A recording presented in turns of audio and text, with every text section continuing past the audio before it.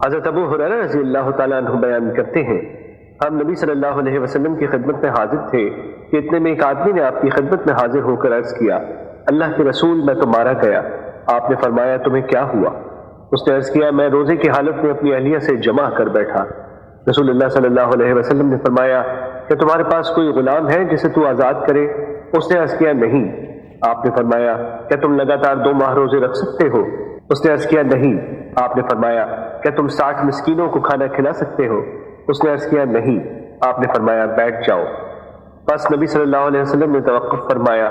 ہم اسی اثنا میں تھے کہ کھجوروں کا ایک بڑا ٹوکرا نبی صلی اللہ علیہ وسلم کی خدمت میں پیش کیا گیا۔ آپ نے فرمایا مسئلہ دریافت کرنے والا کہاں ہے؟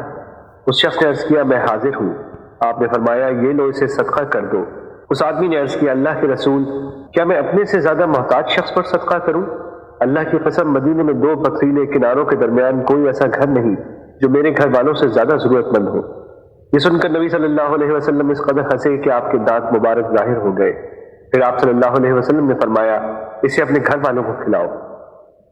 مشکوٰۃ المصابیح حدیث نمبر 2004۔